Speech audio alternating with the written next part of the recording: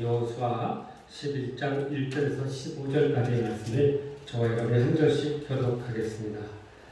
하솔왕 야빈이 이 소식을 듣고 마돈왕 요박과 시브론 왕 악사 왕과 및 북쪽선지와 한니놀 남쪽 아라바와 평지와 서쪽으로 곳에 있는 왕들과 동쪽과 서쪽의 가나안 족속과 아모리 족속과 헷 족속과 브리스 족속과 산지 여부스 족속과 미스바 땅 헤르몬 산 아래의 휘위 족속에게 사람을 보내매 그들이 그 모든 군대를 거느리고 나왔으니 백성이 많아 해변에 수많은 모래같고 말과 하늘로도 힘이 많았으며 이 왕들이 모두 모여 나와서 이스라엘과 싸우려고 메론 물가에 함께 진쳤더라.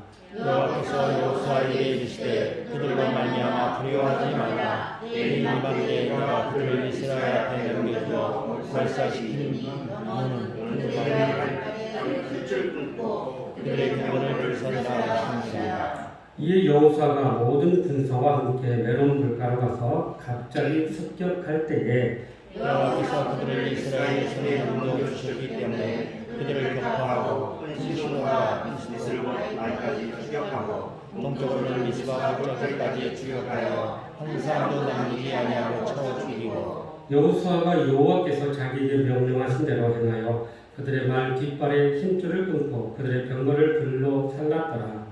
하솔은 본래 그 모든 나라에 모였더니 그때 여호수아가 돌아와서 하솔을 쳐하고 그 왕을 칼날로 쳐 죽이고 그 가운데 모든 사람을 칼날로 쳐서 진멸하여 호흡이 있는 자는 하나도 남기지 아니하였고 또 하솔을 불로 살랐고 여호수아가 그 왕들의 모든 성읍과 그 모든 왕을 붙잡아 칼날로 쳐서 진멸하여 붙였으니 여호와의 모세가 명령한 것과 같았으되 여호수아가 하솔만 불살랐고 산 위에 세운 성읍들은 이스라엘이 불사르지 아니하였으며 이 성읍들의 모든 저들과 죽은 이스라엘 사람들이 탈취하여 모든 사람을 칼날로 쳐서 멸하여 호흡이 있는 자는 하나도 남기지 아니하였으니 여호와께서 그의 종 모세에게 명령하신 것을 모세는 여호수아에게 명령하였고 여호수아는 그대로 행하여 여호와께서 모세에게 명하신 모든 것을 하나도 행하지 아니한 것이 없었더라. 아멘. 내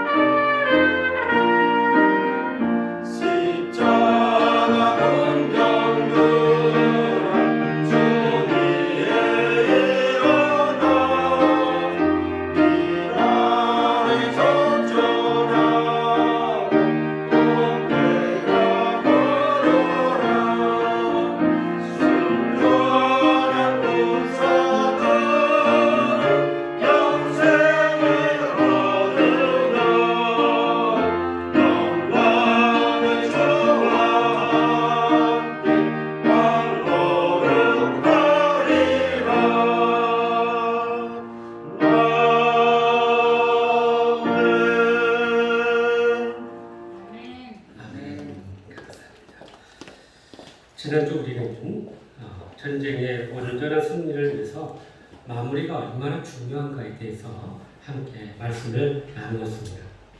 온전한 승리를 위해서는 우리가 먼저 우선 승리를 정하고 그리고 끝까지 우리가 주어진 일에 최선을 다하여 충성할 때 승리하게 된다고 했고요.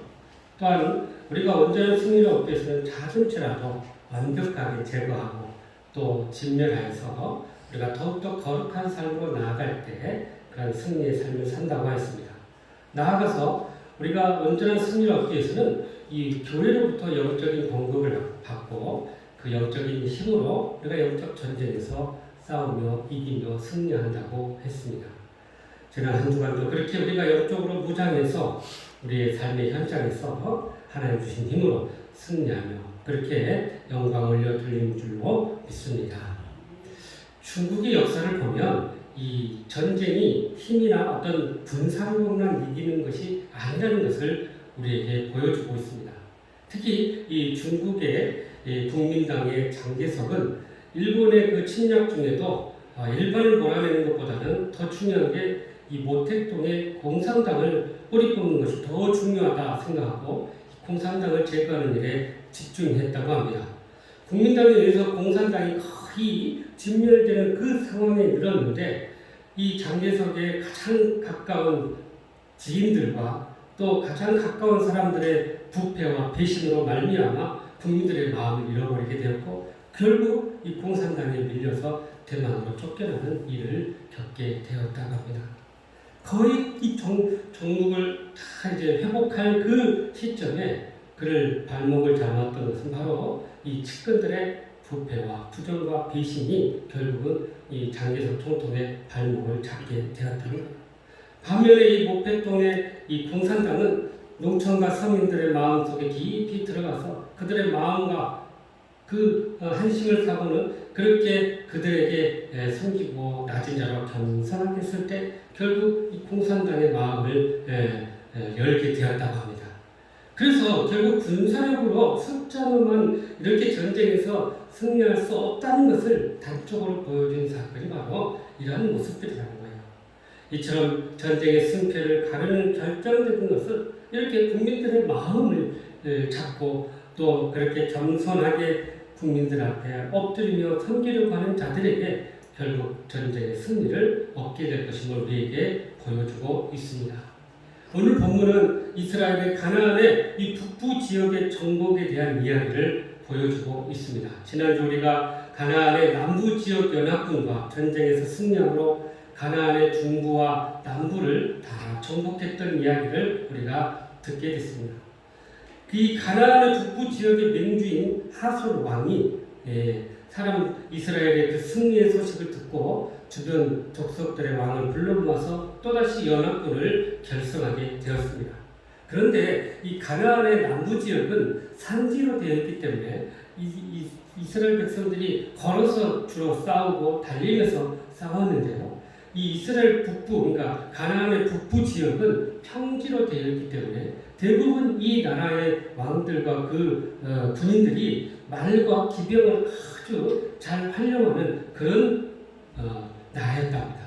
그러니까 그 나라들마다 이런 전차와 병거들이 있어서 싸움을 하게 되기 때문에 이스라엘과 전혀 이 싸움의 어떤 모습이 전혀 서로 맞지가 않았다는 거예요. 그러니까 무슨 말이냐면 이스라엘 백성들은 보병인데 이 사람들은 기병과 마병을 통해서 전쟁을 하니 사실 전쟁에 이 싸움이 될 수가 없을 정도였다는 것입니다.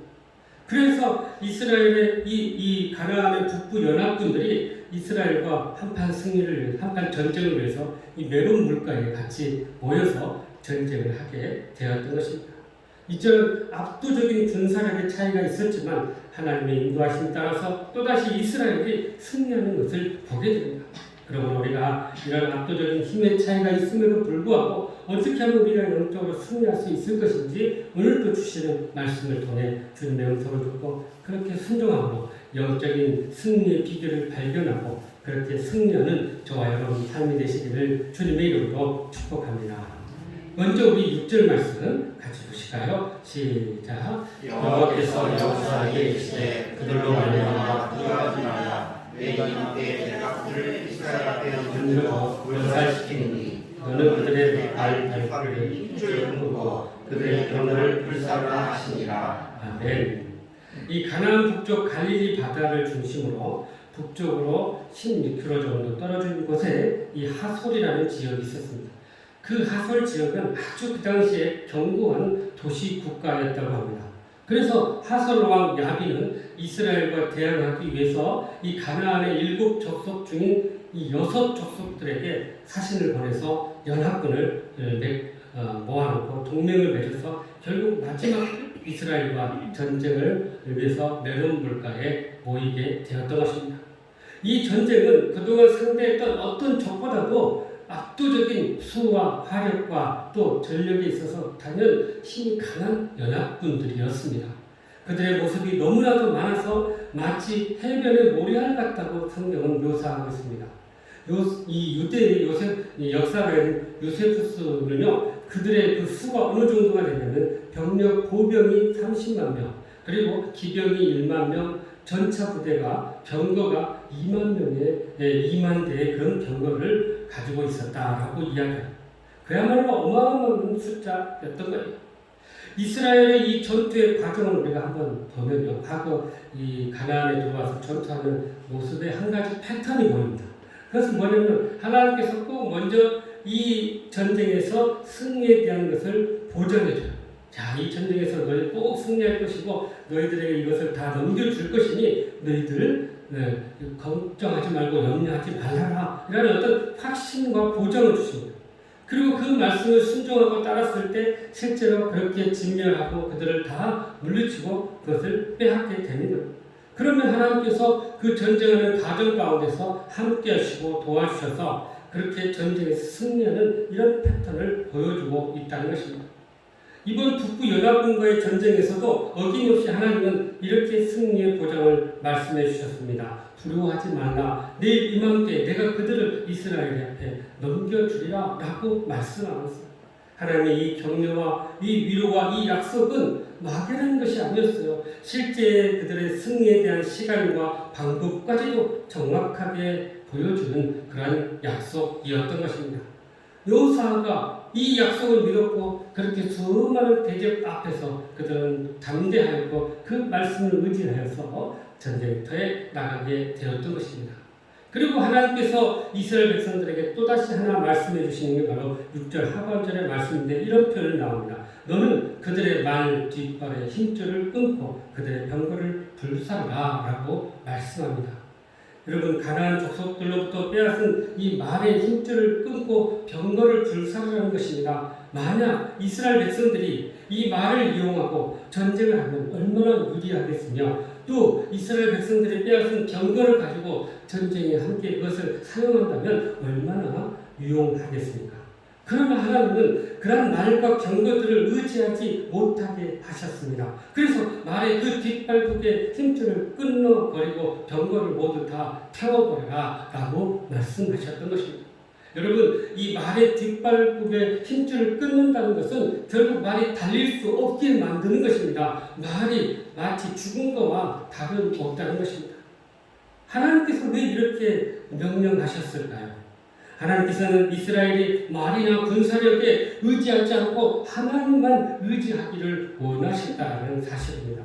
지금까지 이스라엘의 무기가 뭐였습니까? 그들은 기도와 믿음으로 그렇게 전쟁에서 승리했던 것입니다. 그런데 우리가 말이나 병거가 있으면 믿음으로 기도하지 않는다는 거예요.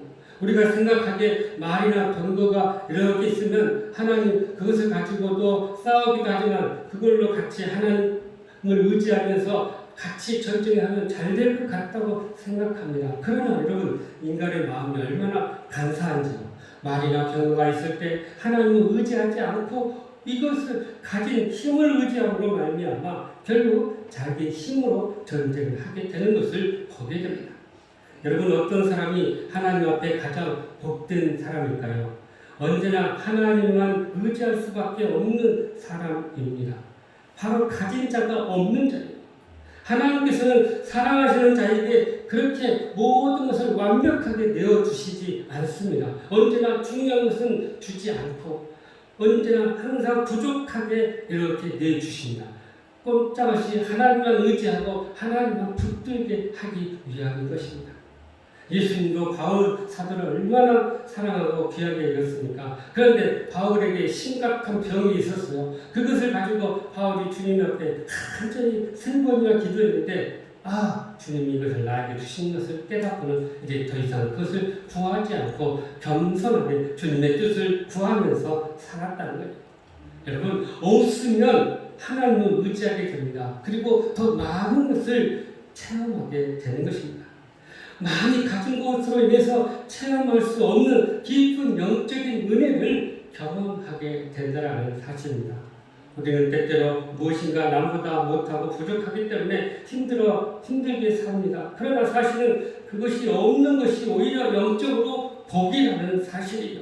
왜냐하면 그것이 없기 때문에 우리는 단 하루도 하나님을 의지하지 않을 수가 없게 됩니다. 그래서 주님을 찾고 주님을 붙들고 기도하게 된다는 사실입니다.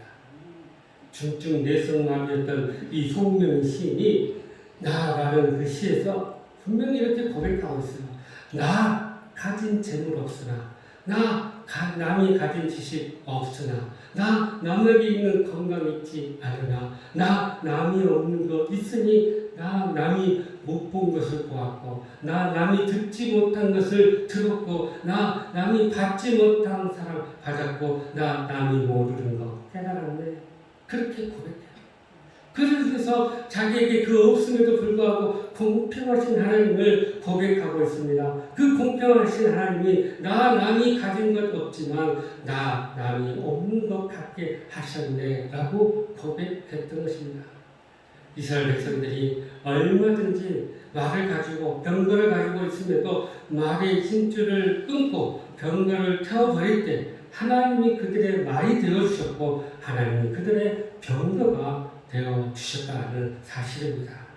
사람들이 보기에 이스라엘은 말도 없고 병거도 없으니 쉽게 이길 거라고 생각합니다. 그러나 그들이 없다고 하여 쉽게 지는 것은 아니라는 거예요.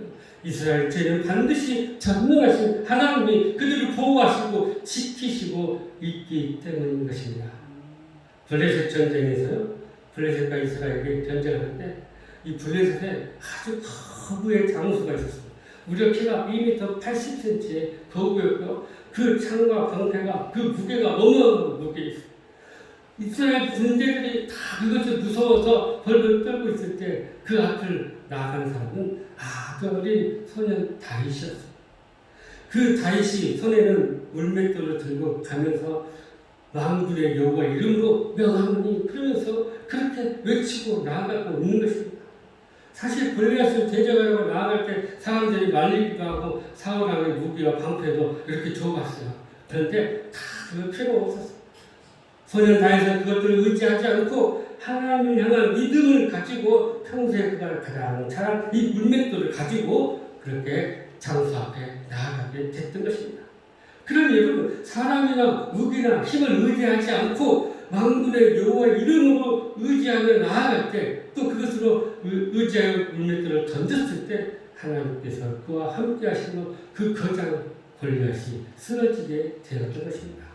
그래서 10절, 20절, 7절에 이렇게 우리에게 말씀하시네요. 시작. 어떤 사람은 병거, 어떤 사람은 말을 의지하나 우리는 여호와 우리 하나님의 이름을 자랑하리로다. 또 10편 146편 3절에 보여드립니다. 시작. 방백들을 의지하지 말며 도울 힘이 없는 인생도 의지하지 말지니 야곱의 하나님으로부터.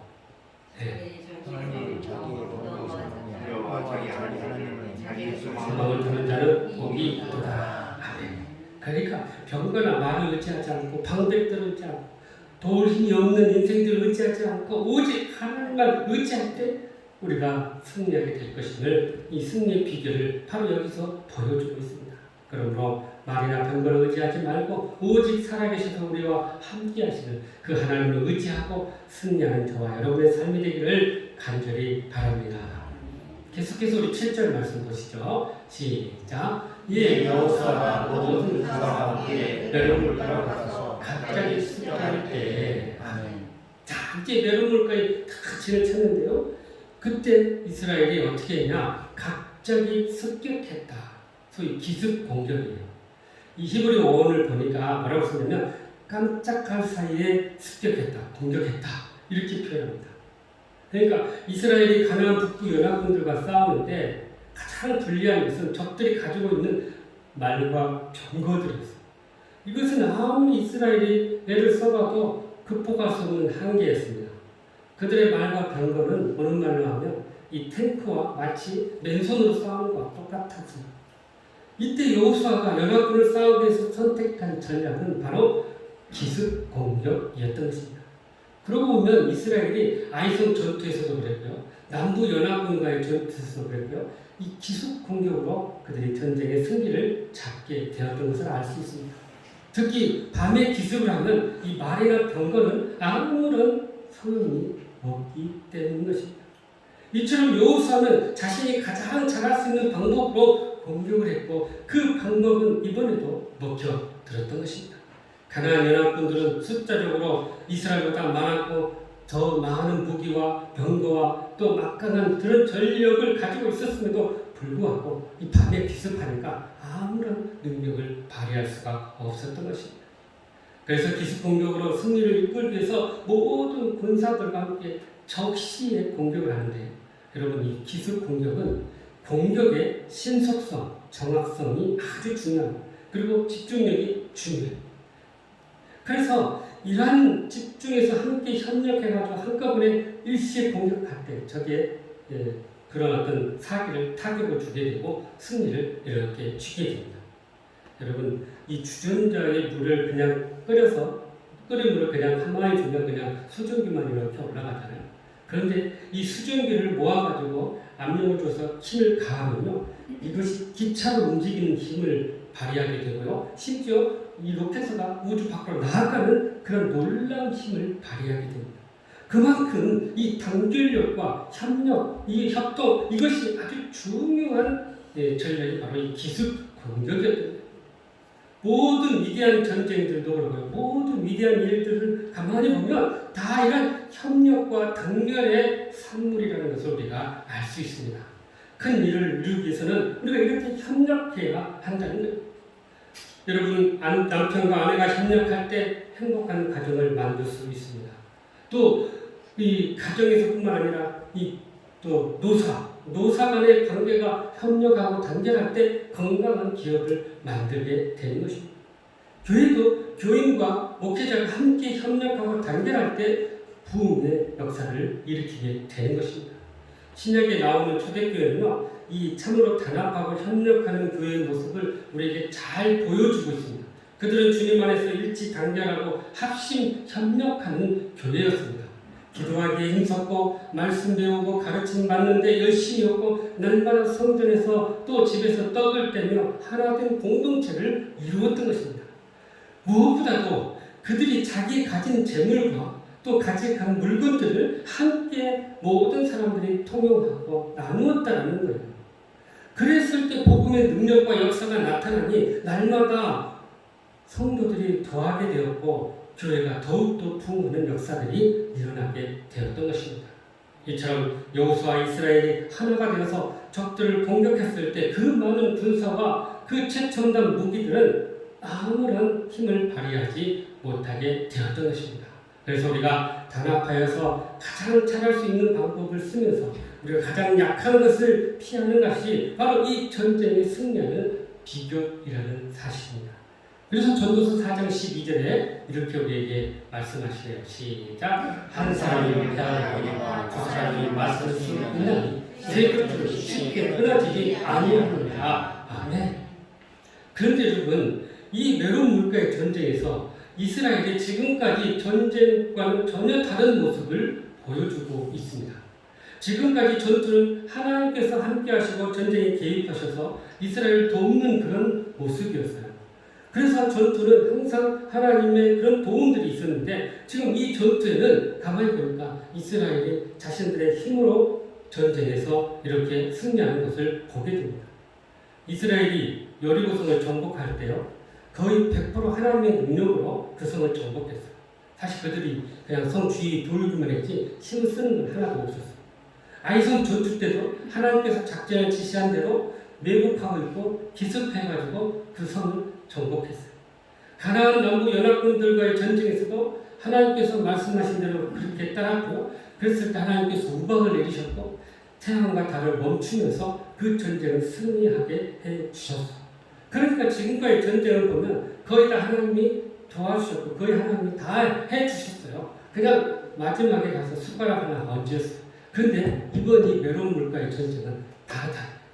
처음부터 끝까지 이제 이스라엘 백성들이 같이 동참해서 단결하고 협력해서 이들과 대항했던 것입니다.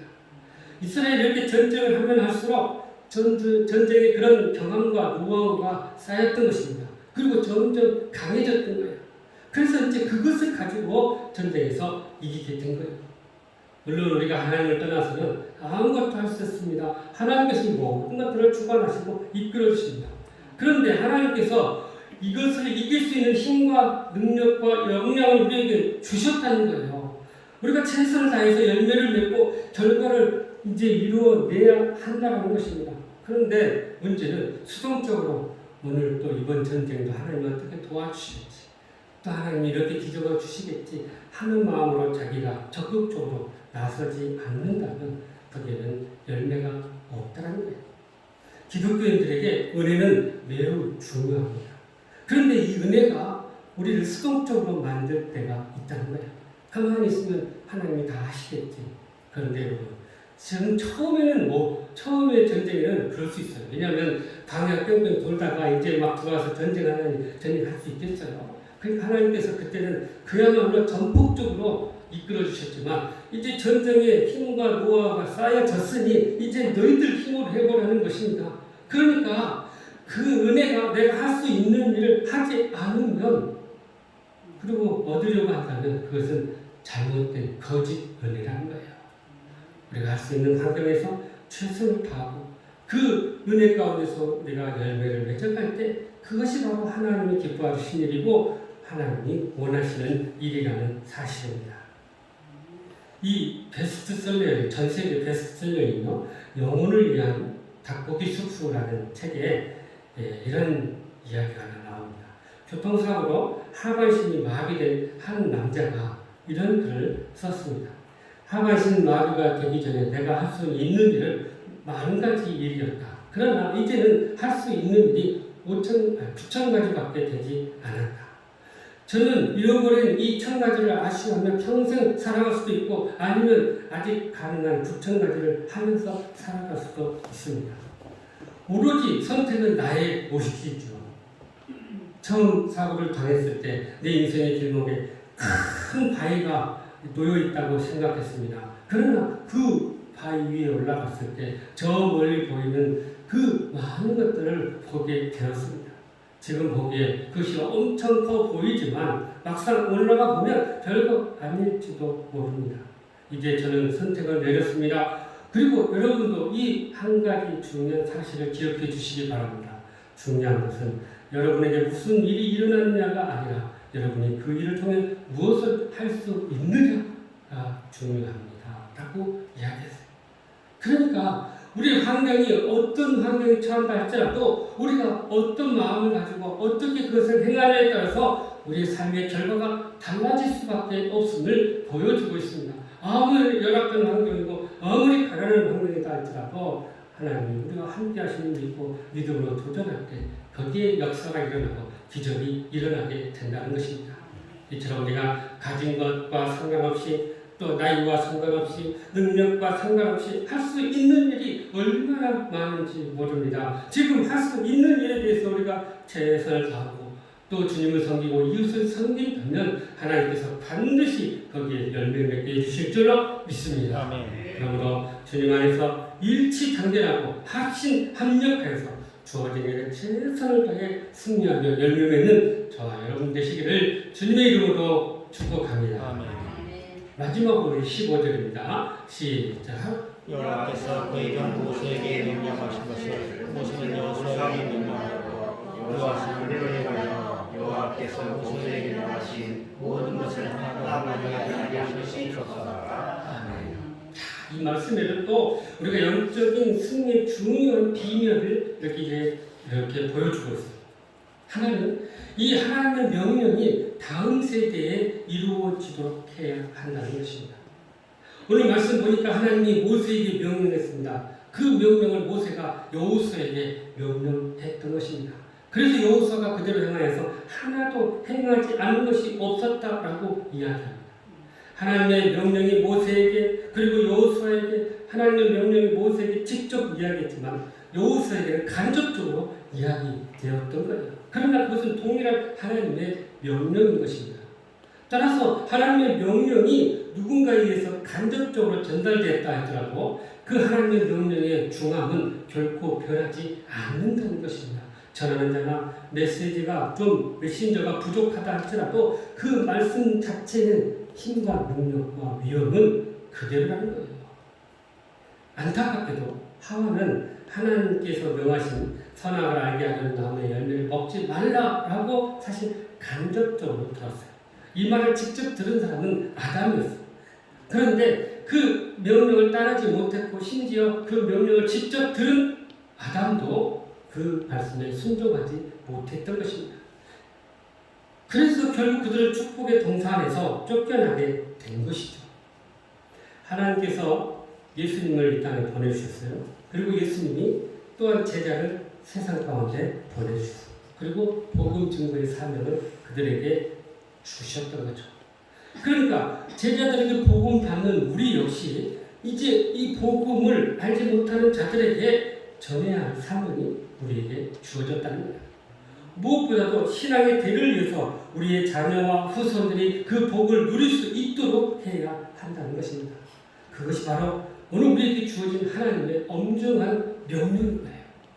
만약에 하나님께서 명하신 이 말씀이 모세에게만 끝났다면 이스라엘의 역사가 어떻게 됐을지 모릅니다. 그것이 여호수아에게 내려갔고 그 여호수아의 말씀이 이스라엘 백성들에게 전달되었기 때문에 그 역사가 일어났던 것입니다. 그러니 신앙의 전승과 이어지는 것이 얼마나 대를 잇는 것이 중요하다는 거예요. 두 번째는 이 신앙의 또 승리의 비결이 철저한 순종에 있었다는 것입니다. 이스라엘이 떠돌이 난민에 불구하고도 이 가나안의 온갖 무기와 힘을 가진 연합군들을 물리치고 그 땅을 차지할 수 있었던 비결은 바로 철저한 순종에 있었다는 사실입니다. 여러분, 그러니까 하나님께서 그것을 이렇게 이기게 하신 것은 바로 우리에게도 동일하게 너희들이 그렇게 온전하게 순종하면 이러한 승리의 역사가 일어날 것이다 라는 것을 사실 우리에게 가르쳐주고 있는 것입니다.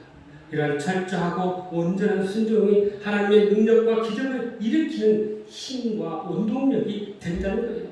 그런 여러분 한두 번 순종했다고 해서 되는 것도 아니고요. 또 내가 하고 싶은 것만 순종했다고 해서 더더욱 이것이 이루어지는 건 아닙니다. 모든 명령에 무조건적으로 순종할 때 거기에 바로 승리의 비결이 있다는 사실입니다. 아멘 하십시오. 여러분. 안 그래요? 다 순종하기 힘들어 보이죠?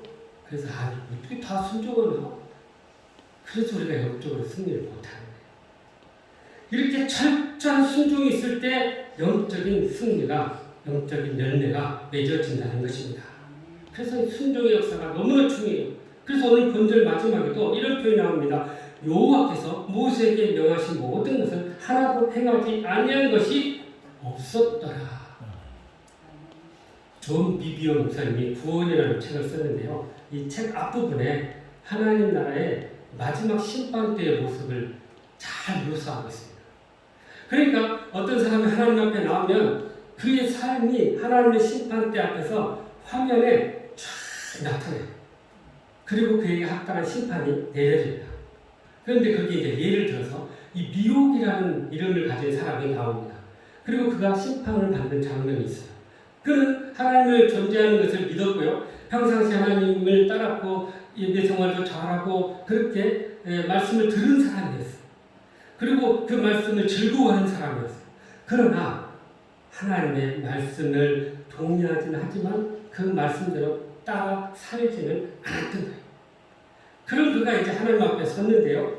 하나님께서 이 미혹의 삶을 보시고 자 너의 청지기의 일을 이제 세마라 그랬더니요. 이 미혹의 모든 삶이 하나님 앞에서 낱낱이 드러나는 거예요.